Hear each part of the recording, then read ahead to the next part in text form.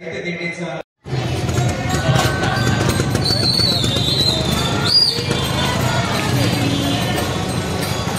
त्याला पुढे त्याला पुढे मॅडम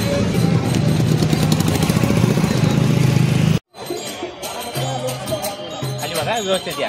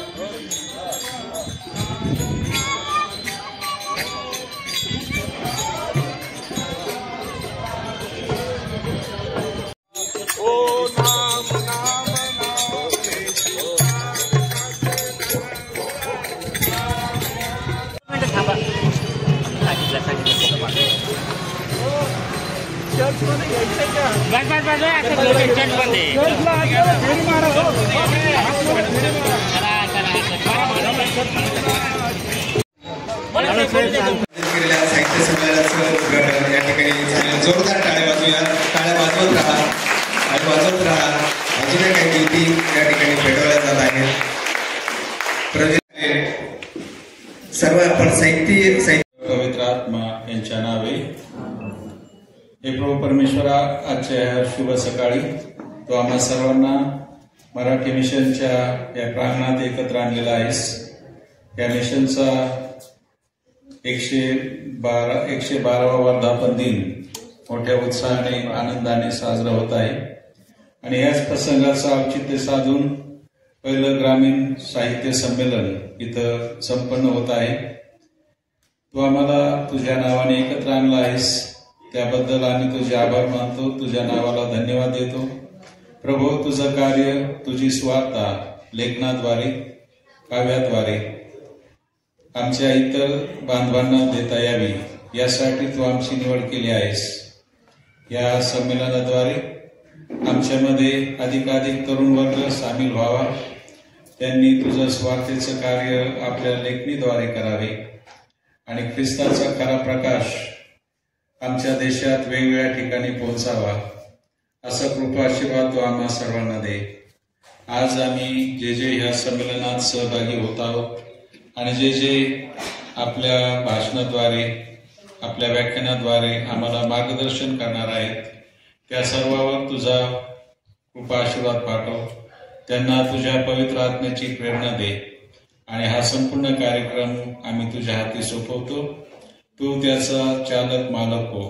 इथे जमलेल्या प्रत्येकाला तुझा विपुल असा आशीर्वाद दे आणि आम्हा सर्वांना तुझे सेवक बनव. ही प्रार्थना आम्ही आमचा स्वामी प्रभू ख्रिस्त याच्या गोड नावात करतो. स्वागत कमान आहे.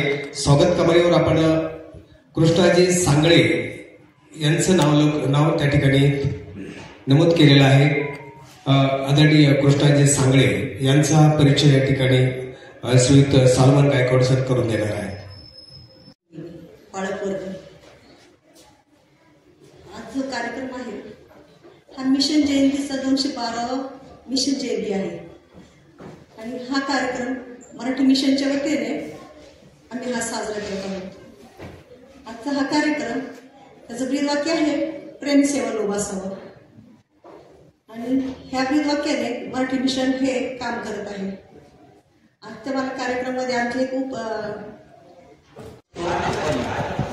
ग्रामीण ख्रिस्त साहित्य संमेलन अहिल्यानगर या ठिकाणी आहोत आणि आज सकाळपासून होत असलेले कार्यक्रम सर्वांसाठी आशीर्वादाचं कारण आहे. यावेळेस विशेष करून वाघमारे सर आपलं मनोगत यावेळेस आपलं सांगतो.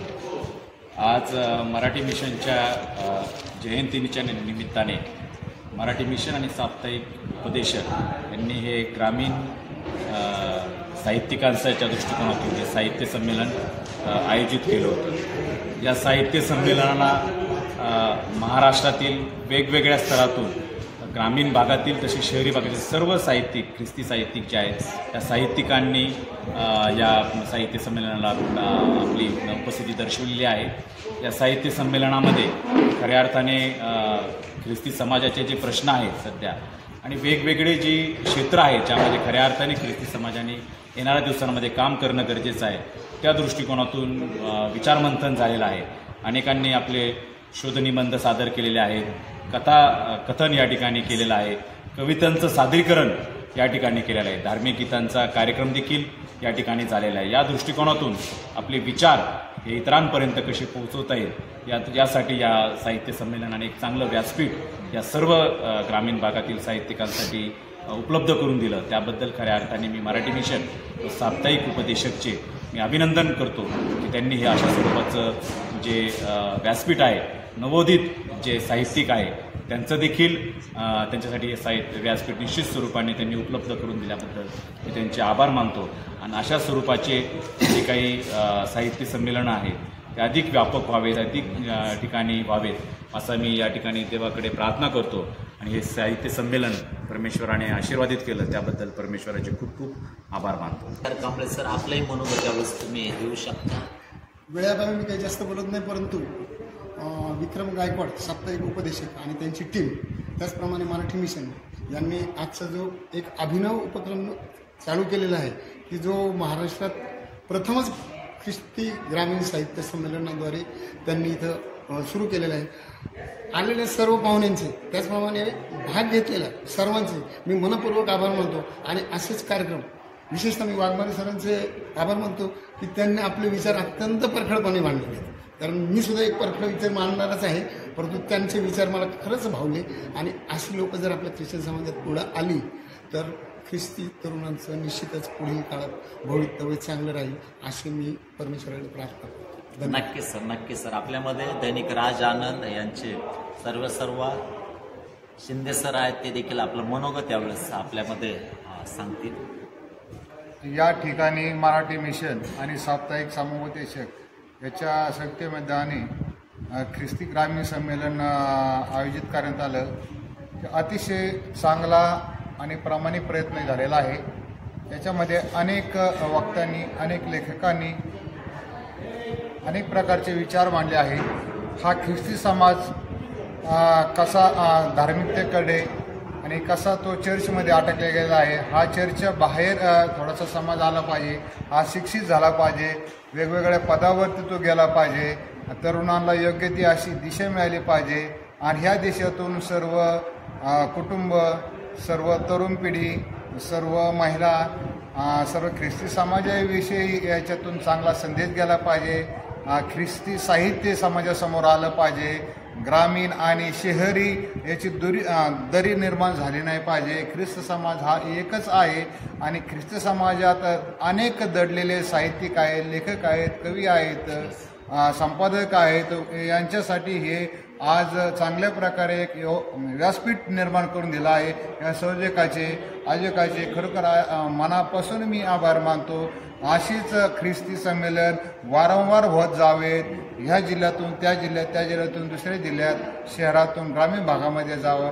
या संमेलनासाठी पुढील काळामध्ये दैनिक राज आनंद योग्य ते पाहिजे ते सहकार्य करण्यास तयार आहेत. मला संयोजकांनी आणि पास्टर पठारे सरांनी मला बोलण्याची संधी दिली त्याबद्दल मी खूप खूप आभारी आहे. Thank you so much. आणि त्या निमित्ताने मी साहित्याचा जास्त विचार करू लागलो. माझा संपर्क अनेक लेखकांशी येऊ लागला आणि काही नवोदित लेखक प्रोत्साहन देण्याची सुद्धा मला संधी मिळाली. याबद्दल मी स्वतःचा भाग्यवान समजतो. मला मराठीची पहिल्यापासून आवड आहे. मी धर्मगुरू असतानाच BA हे समाजशास्त्रात केलं मुंबई विद्यापीठात आणि मला मराठी MA घ्यायचं होतं MAला. परंतु समाजशास्त्रात BA असल्यामुळं तुम्हाला MAला ते घेता येणार नाही असं मला सांगण्यात आलं. एक्सटर्नली तुम्ही करू शकता असं सांगण्यात आलं. आणि मग मी एक बाह्यस्थ विद्यार्थी म्हणून मी मराठीचा अभ्यास केलेला आहे MA लेवलला. इथं संमेलन होणार आहे हे मला श्रीधर भोसले यांनी सांगितलं आणि तुम्ही याल का, तुम्हाला वेळ मिळेल का. संमेलन म्हटल्यावर मी माझी सर्व कामं बाजूला सोडून इथं आपण हजेरी लावली पाहिजे हे मी ठरवलं आणि त्याला एकच दिवसात सांगितलं की मी येईन. कारण मी सुद्धा ह्या चळवळीत आहे. आपले CSRDचे डायरेक्टर सुरेश पठारे सर हे आणि मी, बाबा खरात आणि काही प्राध्यापक गिलबर्ट लोंढे, फादर सुरेश साठे यांनी आम्ही डॉक्टर अरविंद निर्मळ यांनी सुरू केलेली चळवळ दलित ख्रिस्ती साहित्य ही पुढे नेण्याचा आम्ही प्रयत्न करत आहोत. आमच्या असं लक्षात आलं की दलित ह्या शब्दाला अनेक लोक जरा नाक मुरडतात आणि ते त्यांना पसंत पडत नाही आणि म्हणून तो दलित शब्द वगळून आम्ही मराठी ख्रिस्ती अस्मिता परिषद असं त्याचं नामांतर केलेलं आहे आणि त्या परिषदेतर्फे सुद्धा लवकरच असा साहित्याचा कार्यक्रम साहित्य संमेलन आयोजित करण्याचा आमचा मानस आहे. आजच्या संमेलनाबद्दल मला प्रतिक्रिया विचारायला सांगितलेलं आहे. खरोखरच मला असं वाटतं की श्रीधर भोसले यांनी म्हटल्याप्रमाणे आज आपल्यासमोर साहित्याचं इंद्रधनुष्य तयार झालेलं आहे.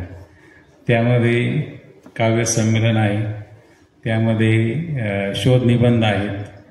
शोधनिबंधसुद्धा खरोखर प्रत्येक व्यक्तीने चांगले तयार केले होते आणि त्याचं वाचन ठराविक वेळेत त्यांनी मुद्देसूदपणे केलेलं आहे आणि त्याचा नक्कीच आपल्या सर्वांना फायदा झालेला असेल, ते उपयोगी पडेल हे असं शोधनिबंध सादर करणाऱ्यांनी काळजी घेतलेली आहे.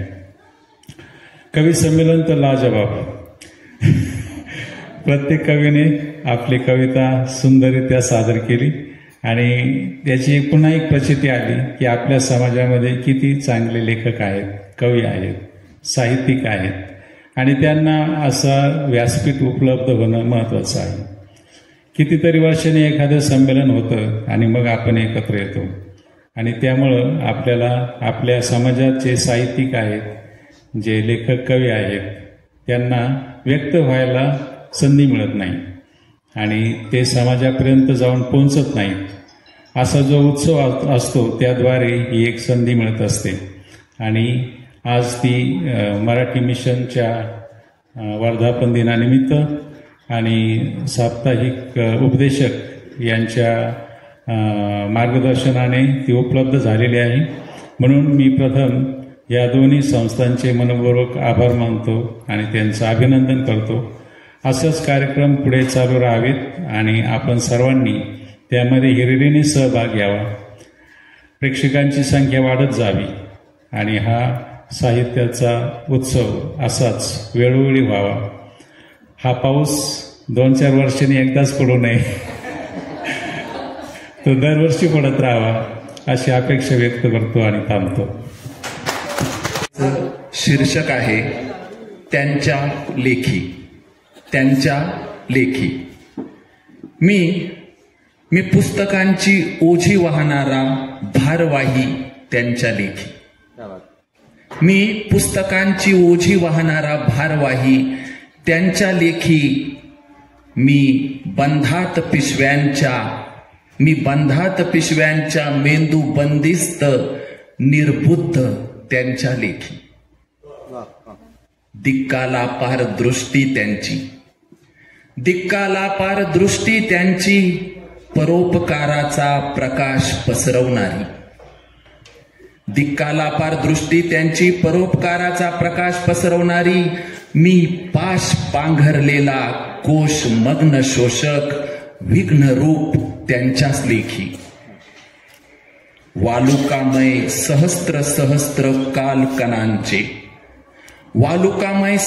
सहस्त्र कालकणांचे ते लीलया करतात मापन. मी अपस्मार कालव्ययी कथनकार पाल्हाळी त्यांच्या लेखी.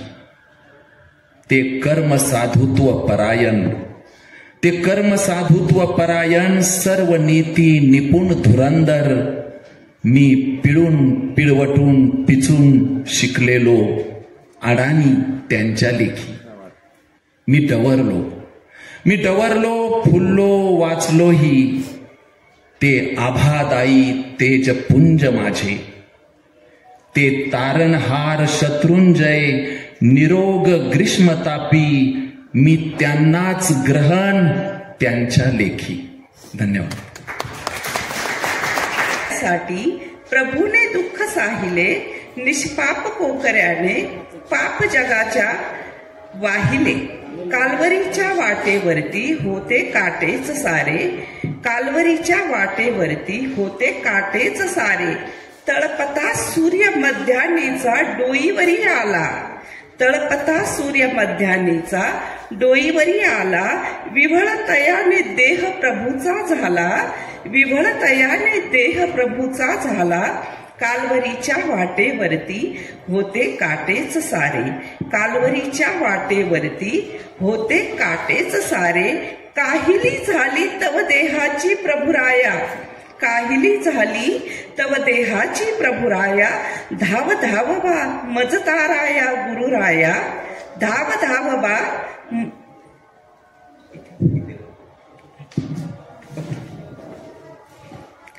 धाव धाव बा मजताराया प्रभुराया धाव धाव बा मजताराया प्रभुराया कालवरीच्या वाटेवरती होते काटेच सारे कालवरीच्या वाटेवरती होते काटेच सारे घळघळा वाहिले रक्त प्रभूचे देह तो नाहला घळघळा वाहिले रक्त प्रभूचे देह तो नाहला स्तंभावरती देह तयाचा निष्प्राण जाहला स्तंभावरती देह तयाचा निष्प्राण जाहला कालवरीच्या वाटेवरती होते काटेच सारे कालवरीच्या वाटेवरती होते काटेच सारे देतो आरोळी पितयास प्रिय पुत्र येशू देतो आरोळी पितयास प्रिय पुत्र येशू घे घे माझा प्राण तुझला सोपितो मी आज घे घे माझा प्राण तुझला सोपितो मी आज कालवरीच्या वाटेवरती होते काटेच सारे कालवरीच्या वाटेवरती होते काटेच सारे बलिदान प्रभूचे व्यर्थ न हो जगती बलिदान प्रभूचे व्यर्थ न हो जगती चला शुभवार्ता सांगू जगास मगती चला शुभवार्ता सांगू जगास मगती कालवरीच्या वाटेवरती होते काटेच सारे कालवरीच्या वाटेवरती होते काटेच सारे. धन्यवाद. मला प्रभू दे दे दे मला प्रभू दे वर मागतो मला दे वचनातून तू माझे पाऊल स्थिर कर रे झडती ही घेऊनी या माझीच तू पहारे दुष्टाईची सत्ता माझ्यावरी नको रे दे स्थिर शुद्ध आत्मा मज दीन जाणून रे गरिबी वा श्रीमंती मजला ती नको रे गरजेस जाणून या माझ्या मला तू दे रे हर्षाचे शब्द माझ्या कानी सदा पडू दे नको आठवूस माझी ही पातके मी केली क्षणभर ही तुझपुढे मी टिपण्यास पात्र नाही प्रीती क्षमा स्मरुनी मज मोक्ष तूच दे रे भयधरणे हे तुझे रे प्रभु ज्ञान तू मला दे पापास तो दुरावा सुज्ञान ते मला दे तुझ ठाई माझी आशा प्रभु सर्वदा असू दे सांभाळ द्वार प्रभु रे माझ्याच तू मुखीचे दुर्भाषेने ती वाचा मज वर्ज ती असू दे प्रत्येक शब्द माझा स्मरुनी तुला असू दे. कॅपिटल मार्क्स तू नक्कीच लिहिलं असतं कास्ट कॅपिटल. मार्क्सचं कास्ट कॅपिटल नाही क्लास कॅपिटल आहे आणि मुद्दाम कास्ट आपल्या इकडची जी जाती व्यवस्था आहे त्याच्या संदर्भातली कविता आहे. कास्ट कॅपिटल ही कविता खूप महाराष्ट्रात सगळीकडं अनेकांनी ती पुन्हा पुन्हा छापलेली आहे. मार्क्स तू नक्कीच लिहिलं असतं कास्ट कॅपिटल भारतात जन्माला आला असतास तर. मार्क्स तू नक्कीच लिहिलं असतं कास्ट कॅपिटल भारतात जन्माला आला असता तर. जाती दमवतात थकवतात पिढ्यांचं ओझं घेऊन मेंदूतला ऑक्टोपस बनतात. जाती दमवतात थकवतात पिढ्यांचं ओझं घेऊन मेंदूतला ऑक्टोपस बनतात आणि बदलतात गुणसूत्र. कधी कधी जाती उन्मत्त होऊन खून पाडतात, व्यभिचार करतात, बलात्कार करतात. जाती रडतात आईच्या कोरड्या ठाक अश्रूंमधून. कधी जवळ घेऊन पाझरतात आर्द्र बनून. जाती अत्यंत बंदिस्तीत करतात माणसांना. अगदी हाडं, मज्जारेजू, रेणूतून उसळणंच थांबवतात रक्ताचं. कधी कधी जाती रक्तच बनून जातात आणि अवाक होतात. प्रत्येक जातीचं रक्त लालच का? कधी कधी जाती रक्तच बनून जातात आणि अवाक होतात. प्रत्येक जातीचं रक्त लालच का? जाती अत्यंत भयावह होतात शेजाऱ्याच्या डोळ्यात उतरतात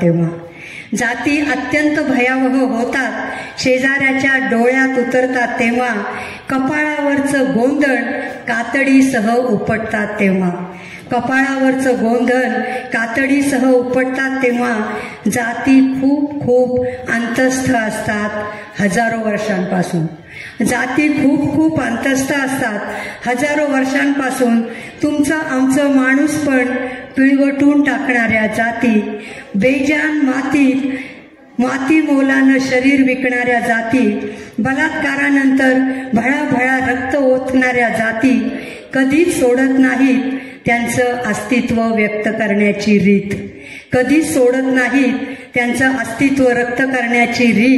मार्क्स आता आम्हीच घेतलंय कास्ट कॅपिटल लिहायला. धन्यवाद.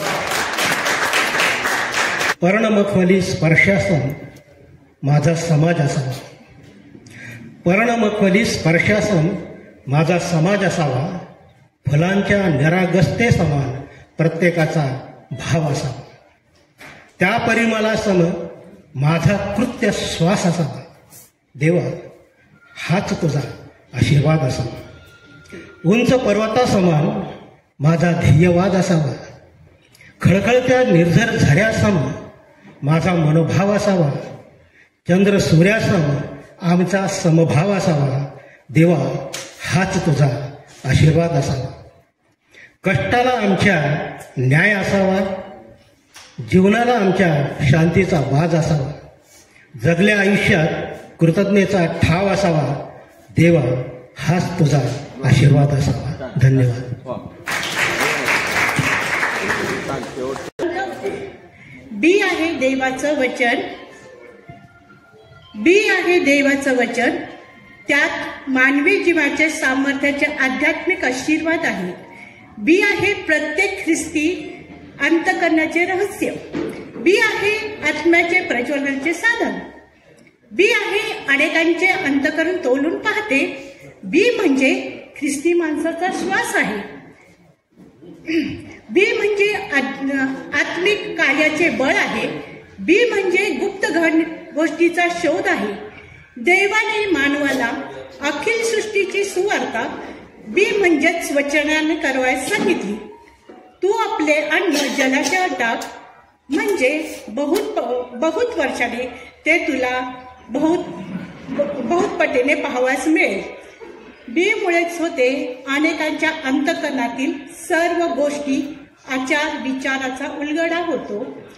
त्यामुळेच मनुष्य वाचतो, बोलतो, राहतो व जीवनात तरतो व सार्वकालिक जीवनाचा वारिसपुत्र बनतो. धन्यवाद. ती गवताची गंजी जर पेटलीच नसती तर आमच्या आत्म्यात प्रेम सेवा लोभ असावा च्या उद्घोषाने ख्रिस्त प्रीतीचा झरा वाहिलाच नसता. ती गवताची गंजी जर पेटलीच नसती तर आमच्या आत्म्यात प्रेम सेवा लोभ असावा च्या उद्घोषाने ख्रिस्त प्रीतीचा झरा वाहिला नसता मंदिरातून. मंदिरातून मिशन संस्थातूनही तो आजही पुरून उरला नसता. मंदिरातून मिशन संस्थातून तो आजही पुरून उरला नसता.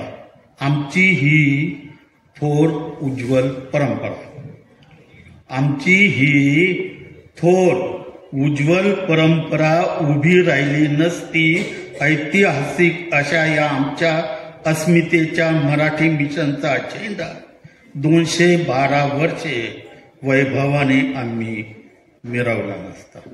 आमची ही थोर उज्ज्वल परंपरा उभी राहिली नसती, ऐतिहासिक अशा या आमच्या अस्मितेच्या मराठी मिशनचा झेंडा 212 वर्षे वैभवाने आम्ही मिरवला नसता.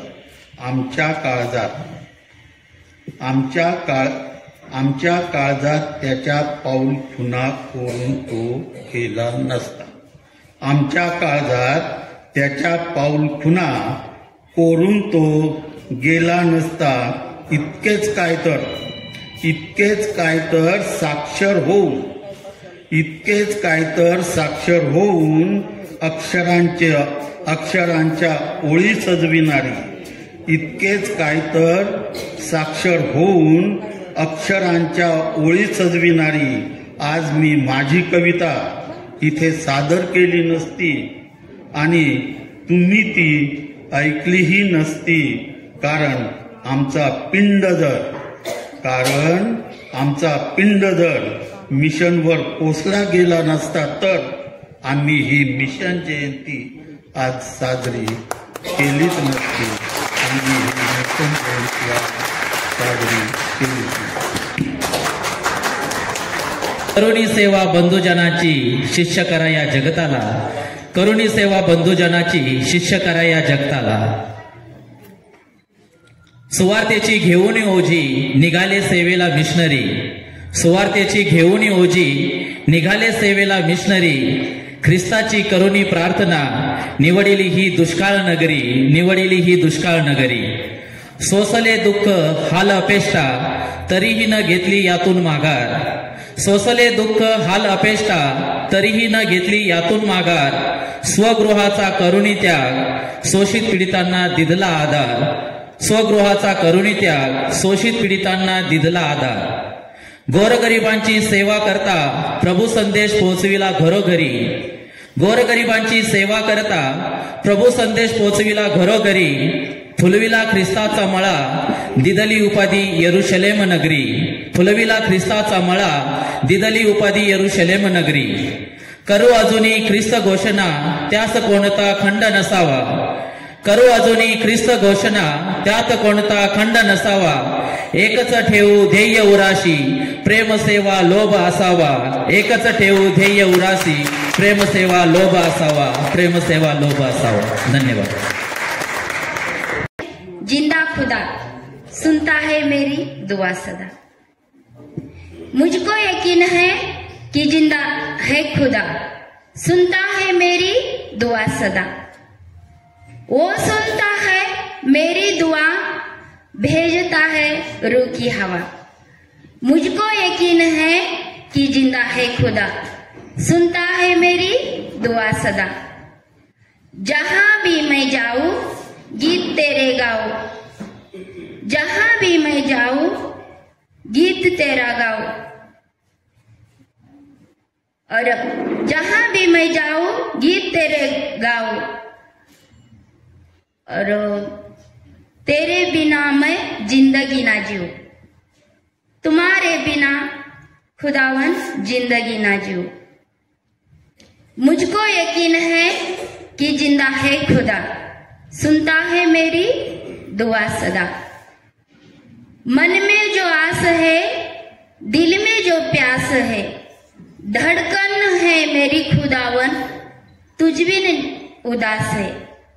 धड़कन है मेरी खुदावन तुझ बिन उदास है.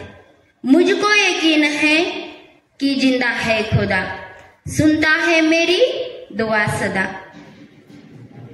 सपना ये मेरा हो जाए पूरा, मुझको यकीन है ना रहे अधूरा। सपना है मेरा हो जाए पूरा, मुझको यकीन है ना रहे अधूरा। मुझको यकीन है कि जिंदा है खुदा, सुनता है मेरी दुआ सदा। धन्यवाद। एवढेच मागणे तुलाच प्रिय तारका, लेकरे तुझीच ही सुखात ठेव तारका। एवढेच मागणे तुलाच प्रिय तारका, लेकरे तुझीच ही सुखात ठेव तारका। बुडून चाललो प्रभू भयान पाप सागरी, बुडून चाललो प्रभू भयान पाप सागरी। करी क्षमा अजून मी अजान बालका परी, बुडून चाललो प्रभू भयान पाप सागरी। करी क्षमा अजून मी अजान बालका परी। बोबडेच बोल हे गोड मान तारका, बोबडेच बोल हे गोड मान तारका। लेकरे तुझीच ही सुखात ठेव तारका। तुझ्या पदास राहता जीवास शांतता मिळे, तुझ्या पदास राहता जीवास शांतता मिळे। तुझाच शब्द मानुनी नभात हालती बळे, तुझ्या पदास राहता जीवास शांतता मिळे। तुझाच शब्द मानुनी नभात हालती बळे। तसाच मस्तकावरी हात ठेव तारका, तसाच मस्तकावरी हात ठेव तारका। लेकरे तुझीच ही सुखात ठेव तारका। चराचरात तू वसे मना मनात ईश्वरा, चराचरात तू वसे मना मनात ईश्वरा। तुझ्याच चंद्र चांदण्या तुझीच ही वसुंधरा, चराचरात तू वसे मना मनात ईश्वरा। तुझ्याच चंद्र चांदण्या तुझीच ही वसुंधरा। तुझाच श्वास चालतो, तुझाच श्वास चालतो अंतरात तारका। लेकरे तुझीच ही सुखात ठेव तारका, लेकरे तुझीच ही सुखात ठेव तारका। धन्यवाद। यानंतर मला असं म्हणायचं की सुरुवातीला मी म्हटले की माझी समीक्षा मी सर्वांच्या शेवटी सांगेल आपल्याला, पण खरं सांगू मला असं वाटतं की यांनी ज्या त्यांच्या भावना व्यक्त केल्या तर त्यांच्या भावना त्यांच्या शब्द जे आहेत तर ते भाषणाच्या किंवा समीक्षेच्या चौकटीत तोलणं खूप कठीण आहे, कारण या ठिकाणी बसलेली सर्व दिग्गज मंडळी आहे आणि अभ्यासू आहेत सर्व। तर त्याच्यामुळे मला असं वाटतं की मी सर्वांचंच अभिनंदन करते आणि कौतुकही करते। काही शीघ्र कवी पण दोघांनी या ठिकाणी रचना सादर केल्या। ज्येष्ठ कवयित्री निलिमाताई या ठिकाणी आहेत ज्यांनी ज्वलंत प्रश्न या ठिकाणी मांडला। पावलश्री आहेत, विनोदजी आहेत, सालमदादा आहेत, सर्वच। तर सर्वांचंच खरोखर अभिनंदन करते। रसिकांनो, कविता म्हणजे जणू पावसाचा मोसम आहे असं मला नेहमी वाटतं। तो कमी अधिक प्रमाणात सर्वत्र बरसत असतो, तुमच्या आणि माझ्या जीवनातही। या सरींमध्ये चिंब भिजण्याचा जो अनुभव आहे आणि या पाऊस उत्सवाची अनुभूती जी आहे ती मी तरी माझ्या लहानपणापासून अनुभवली, म्हणजे वयाच्या 10व्या वर्षापासून मी लिहिते आणि कमी अधिक प्रमाणात ती सर्वच अनुभवत असतात असं मला वाटतं। परंतु हा जो कवितेचा पाऊस आहे ना, म्हणजे पर्टिक्युलर आज हा साहित्य उत्सव आहे, परंतु हे कवी संमेलन आहे, त्याच्यामुळे मी फक्त कवितेविषयी बोलते या ठिकाणी। तर हा जो पाऊस मी तुम्हाला या पावसाचा उल्लेख केलेला आहे, तर हा पाऊस जो आहे तो एकाच वेळी अनेक ठिकाणी पडत असला तरी प्रत्येकाचं भिजणं वेगवेगळं असतं असं वपू काळे म्हणतात आणि ते मला खरंच खूप योग्य वाटतं। प्रत्येकाच्या जीवनाचं पाऊस गाणं आहे ते वेगवेगळं गाणं असतं आणि त्याचं प्रतिबिंब कागदावर लेखणीच्या रूपाने आणि काव्य स्वरूपात उमटत असतं। कविता हा जो प्रकार आहे ना रसिको, तर साहित्यातील हा महत्वाचा प्रकार आहे आणि त्या मुख्यतः ज्या छंदोबद्ध किंवा रसबद्ध कविता असतात आणि त्या जीवनाच्या अनेक पैलूंवर प्रकाश टाकत असतात। त्यामध्ये अभंग असतील, ओवी असेल, पोवाडा असेल, मुक्त छंद आहे, हायकू आहे, गझल आहे, भक्तिगीत आहे। विशेष करून आज आपण या ठिकाणी जे जमलं आपण म्हणतो हे ख्रिस्ती ग्रामीण साहित्य संमेलन आहे। तर मला असं वाटतं की म्हणजे माझी विनंती आहे की आपले कवी मित्र मैत्रिणी सगळ्यांना साहित्यिकांना आज ग्रामीण भागामध्ये अनेक ज्वलंत समस्या आपल्याला पाहायला मिळत आहेत। तर ग्रामीण कविता म्हणजे काय, तर बेसिकली ग्रामीण जीवन, तिथली संस्कृती, तिथल्या परंपरा, तिथल्या समस्या, तिथला संघर्ष, दुःख, आनंद, आपल्या ज्या कविता आहेत ग्रामीण, ते त्याचं प्रतिनिधित्व करतो. कविता असो किंवा मग कथा असो जे या ठिकाणी सादर झालेल्या आहेत, किंवा व्याख्यानं असतील वेगवेगळ्या ठिकाणचे. आज हे पहिलंच संमेलन आहे, त्यामुळे मला एक कवयित्री म्हणून किंवा एक साहित्यिक म्हणून आयोजकांना पण अशा सूचना कराव्याचं वाटतं की खरोखरच कौतुकास्पद आपण हे पाऊल उचललेलं आहे. आणि यानंतर जे आपण पाऊल उचलाल किंवा ही परंपरा आपण चालूच ठेवणार आहे. कविश्रेष्ठ रेव्हरेंड ना.वा. टिळक यांच्यापासून जी कवितेची किंवा साहित्याची परंपरा आहे, तर आजच्या पिढीपर्यंत अनेक नावं आपल्याला पाहायला मिळतील की ज्यांची नावं या ठिकाणी घेणं म्हणजे अशक्य आहे, इतकी मोठी लिस्ट आहे. तर ही परंपरा आपल्याला समृद्ध करायची आहे. ख्रिस्ती साहित्य समृद्ध ही परंपरा ठेवायची आहे. आणि हा पाऊस जो आहे तर तो आपल्याला चालूच ठेवायचा आहे. त्या दृष्टिकोनातून आपण प्रयत्न करत आहात. अनेक ख्रिस्ती संस्था प्रयत्न करत आहेत यासाठी. यामध्ये थोडीशी सुधारणा हवी की जेव्हा आपण ग्रामीण साहित्य संमेलन म्हणतो, आपल्याला अजून उपस्थिती हवी आहे. म्हणजे तळागाळातील ग्रामीण भागातले आपल्याला कदाचित पोचायला थोडा त्यांच्यापर्यंत उशीर झाला असेल किंवा माध्यमांचा आपण वापर करावा. कारण आज सकाळपासून मी बघते या ठिकाणी, तरी आपण सर्व दिवसभर या ठिकाणी उपस्थित आहात, त्याचं मला खरंच कौतुक करावं असं वाटतं.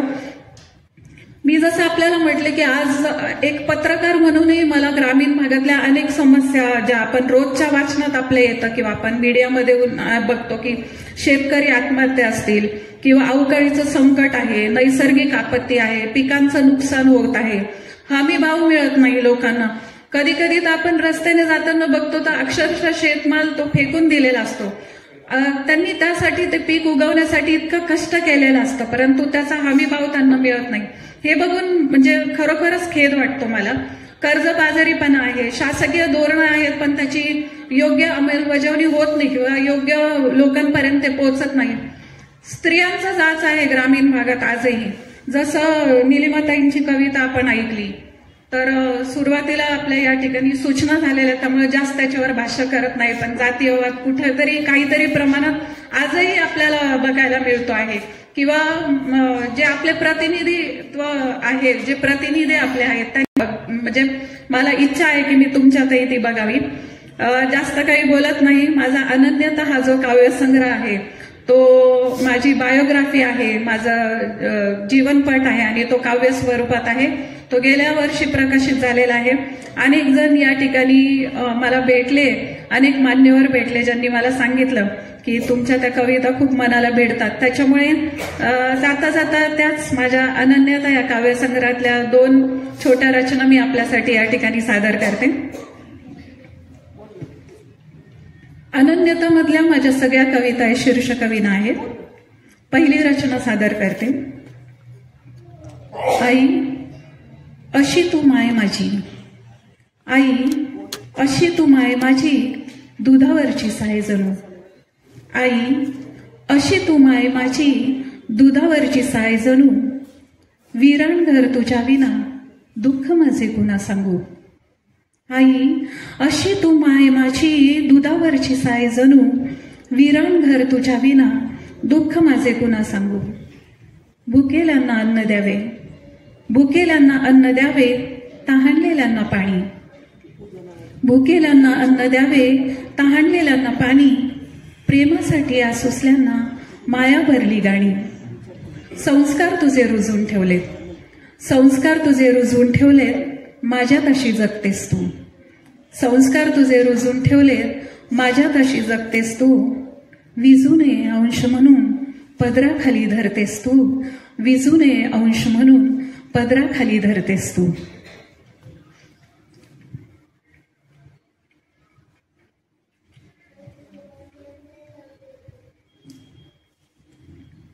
यानंतरची माझी रचना जो लहानपणीच मी खूप भयानक अनुभव घेतलेला आहे जन्मदात्याकडूनच. आई जोडीदारानंच तुझ्यावर उगारलेला सुरा आजही चरचर कापत जातो माझं काळीच.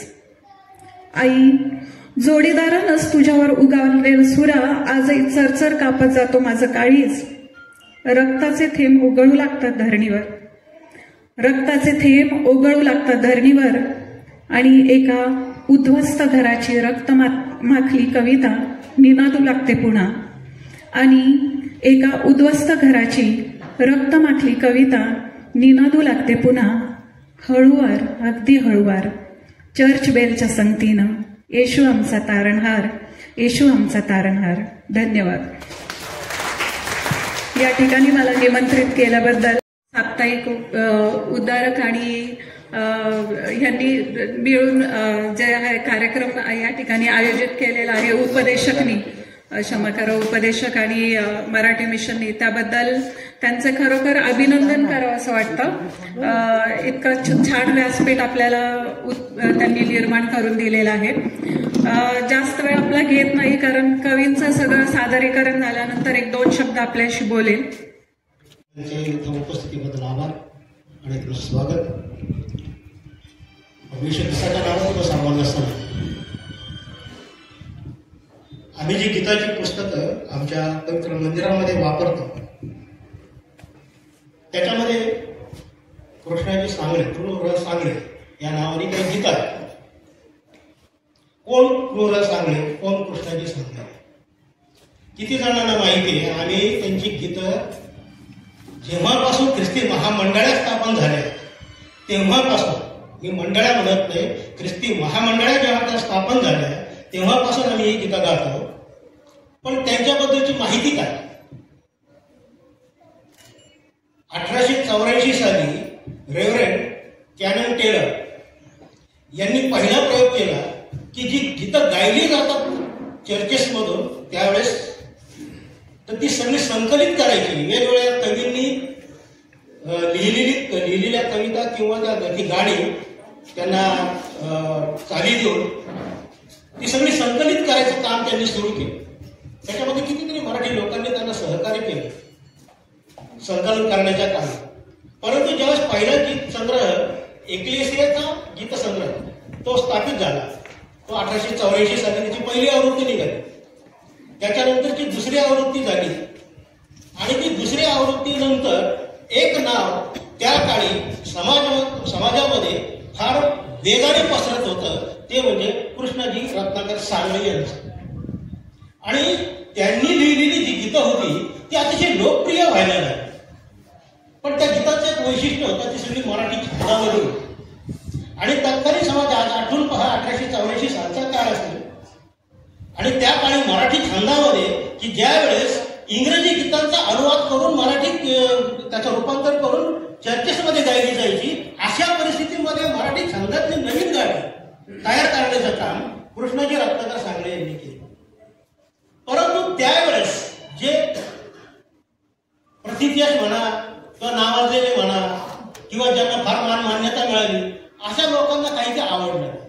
कारण ते जे रूपांतरित किंवा भाषांतर केलेली गाणी जी म्हणत होती तर ती इंग्रजी आणि मराठी दोन्ही याला समान चाल असेल अशा पद्धतीने ती गायली जायची, कारण ते भाषांतर असायचं.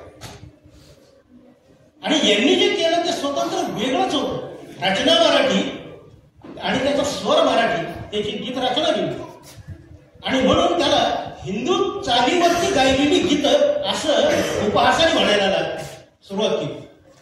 आणि त्याचा प्रोपागंडा इतका झाला की ज्या वेळेस ती तिसरी सुधारित आवृत्ती नवीन गाण्यांसह स्थापित व्हायची वेळ आली तर त्यावेळेस मी पत्रकार असल्यामुळे मी थेट धाडसाने स्पष्टपणे सांगतो की तत्कालीन ज्ञानोदयचे संपादक नावात टिळक होते आणि त्यांनी या गीतांना त्या गीताच्या पुस्तकामध्ये समाविष्ट होण्यासाठी विरोध केला आणि मग ती गाळली गेली.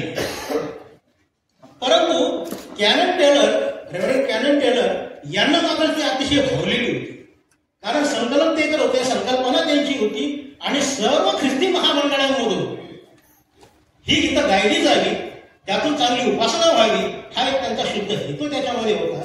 या कामी त्यांनी कृष्णाजी सांगळे यांचीच मदत घेतली आणि चौथी सुधारित आवृत्ती अस्तित्वात आली आणि ती ज्यावेळेस आली त्यानंतर आणखी 4 वेगवेगळे पुस्तकं तयार झाले. एक एक्लेसियाचं भक्ती संग्रह, दुसरं प्रार्थना संगीत पुस्तक, तिसरं भक्ती संगीत पुस्तक आणि चौथं उपासना संगीत. असं त्या पहिल्या पुस्तकाचं एकलेसीचा गीत संग्रह असं नाव दिलं की ज्यात सर्व CNI वगैरे मराठी मिशन वगैरे इकडे ते वापरलं जातं आणि त्याच्यामध्ये कृष्णाजी रत्नाकर सांगळे यांचं नाव आहे. याच्यामध्ये आणखीन एक महत्वाचा भाग आहे, तो असा की ज्यावेळेस हे नाव खूप मोठं झालं परंतु त्याच नावाला विरोधही वाढत गेला आणि त्याचा परिणाम असा झाला की ज्यावेळेस त्यांचा मृत्यू झाला त्यावेळेस त्यांना आमच्या ख्रिस्ती स्मशानभूमीमध्ये जागा सुद्धा दिली नाही, त्यांना तिथं पोहोचता आलं नाही. आणि म्हणून ते ज्या ठिकाणी राहत होते त्यांचं जन्मस्थळ आमच्या अहमदनगरमध्ये नालेगाव इथलं आहे, सांगळे गल्लीमध्ये. आणि त्यांच्या त्या राहत्या जागेमध्ये त्या सांगळे गल्लीमध्ये त्यांची कबर काढण्यात आली. आजही ती अवस्था सुस्थितीत आहे. परंतु गंमत अशी की आम्ही ज्यांची गीतं मोठ्या अभिमानाने गातो, भक्तीने गातो, त्या कृष्णाजी सांगळेंचं त्यांच्या त्या कबरीचं कोणालाही स्मरण होत नाही. ही अतिशय दुःखाची गोष्ट आहे. ना आमच्या कोणत्याही ख्रिस्ती पंथाला त्याचं दुःख होत नाही किंवा त्यांचं लक्ष त्याच्याकडे जात नाही. ही खंत मला या ठिकाणी या माध्यमातून व्यक्त करायची.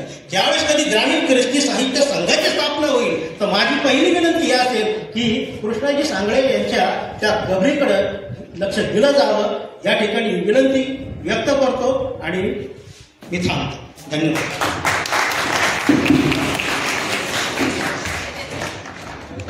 धन्यवाद सर. जाधव मॅडम यांनी आपल्याला हॉल उपलब्ध करून दिला, खुर्च्या, साऊंड सिस्टम, सुंदरसं भोजन व नाश्त्याची व्यवस्था केली. त्याबद्दल मी मराठी मिशनचे डॉक्टर विजया जाधव आणि आमचे DG बांबळ सर यांचे मी आभार मानतो या ठिकाणी. त्याचबरोबर साप्ताहिक उपदेशकाचे संपादक जॉर्ज क्षेत्रे सर आजच्या संमेलनाचे अध्यक्ष होते, त्यांचे देखील यावेळेस मी या ठिकाणी आभार मानतो. संमेलनाचे उद्घाटक श्री SK अल्लाट सर मराठी मिशनचे आहेत त्यांचे देखील मी या ठिकाणी आभार मानतो. त्याच्यानंतर प्रमुख उपस्थितीमध्ये मराठी ख्रिस्ती साहित्य परिषदेचे अध्यक्ष पाऊलस वाघमारे सर यांचे देखील मी आभार मानतो आणि त्यांना एक विनंती करतो. एक आज आम्ही एक ठराव करणार आहोत की आम्हाला म्हणजे साप्ताहिक उपदेशकाला नगर जिल्ह्यामध्ये ख्रिस्ती साहित्य संमेलन घेण्याचं त्यांनी परमिशन द्यावी, संधी द्यावी आणि आम्ही नक्कीच त्या संधीचं सोनं करू, नाही का. तसा अर्जही आम्ही त्यांच्याकडे देऊ. नक्कीच त्यांनी त्याचा विचार करावा. 3 दिवसीय ख्रिस्ती साहित्य संमेलन भरवण्याकरता आम्ही तयार आहोत, परिषदेने जर आम्हाला दिलं तर. त्याच्यानंतर ॲडव्होकेट विनायक पंडित सर जे ख्रिस्ती साहित्य परिषदेचे खजिनदार आहेत ते देखील येऊन गेले, या ठिकाणी हजेरी लावली त्यांनी, त्यांचे देखील मी मनापूर्वक आभार मानतो. आणि फादर जो गायकवाड सर जे निरोपेट मासिकाचे माजी संपादक आहेत ते आणि डिस्ट्रिक्ट सुपिरियर आहेत संगमनेरचे.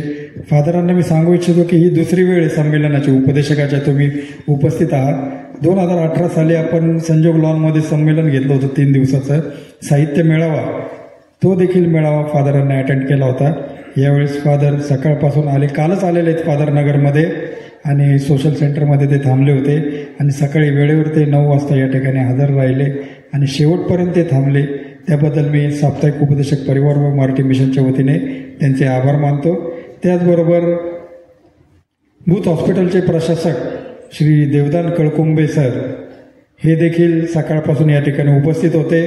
त्यांनी आपल्याला जे बाहेरगावून जे आपले मान्यवर पाहुणे आले त्यांच्या राहण्याची व्यवस्था करून दिली, त्याबद्दल मी त्यांचे देखील आभार मानतो. त्याचप्रमाणे मराठी मिशनचे वडळ्याचे डॉक्टर रवी प्रभाकर यांचं सहकार्य लाभलं, त्यांचे देखील मी आभार मानतो. त्याचप्रमाणे वेळात वेळ काढून pastor Sunil Gangawane sir vineyard blessed चर्चचे जे पास्टर आहेत ते या ठिकाणी आले, त्यांनी आपले विचार मांडले, त्याबद्दल मी त्यांचे देखील आभार मानतो. मराठी ख्रिस्ती साहित्य परिषदेचे अध्यक्ष श्री अनिल भोसले सर त्यांचे देखील मी या ठिकाणी आभार मानतो. ते मुंबईहून या ठिकाणी डायरेक्ट आले आणि त्यांनी आपला वेळ दिला, त्याबद्दल मी त्यांचे आभार मानतो. ज्ञानोदयचे कार्यकारी संपादक श्री कांतीश तेलवर सर यांचे देखील या ठिकाणी मी आभार मानतो. आणि कामिल पारखे सर ज्येष्ठ पत्रकार कामिल पारखे सर हे कालच आलेले आहेत, कालच ते पुण्याहून या ठिकाणी आले आणि संपूर्ण कार्यक्रमात ते हजर होते, त्याबद्दल मी त्यांचे देखील मनापूर्वक आभार मानतो. आता आपण जी स्वागत समिती आमची जी गेल्या महिनाभरापासून आम्ही मिटिंग्स घेतो आणि मिटिंगला हजर होते आणि त्यांनी परिश्रम घेतले, ते सर्व स्वागत समितीचे जे आहेत श्री सॉलोमन गायकवाड आहेत, सतीश मिसाळ आहेत, जयमाला केदारी आहेत, प्रकाश लोखंडे आहेत, चंद्रकांत वाघमारे, राजूदादा देठे, सुरेश भिंगरदिवे, अशोक गायकवाड, शिरीष लाड, अमोल लोंढे, प्रवीण साबळे, CR कांबळे सर जे उरळी कांचनवरून या ठिकाणी आलेले, त्याच्यानंतर किरण चांदेकर सर, त्याच्यानंतर लुकस पाटोळे सर आणि निर्मला केदारे मॅडम, श्रीधर भोसले सर, सुशील साठे, सुशील क्षत्रिय सर, या सर्वांचे देखील मी या ठिकाणी आभार मानतो. आता आपण सर्वांचा सत्कार करणार आहोत या ठिकाणी. तर सर्वात प्रथम जे आपण सदर घेतलं होतं ते होतं कथाकथन सदर. तर कथाकथन सदरामध्ये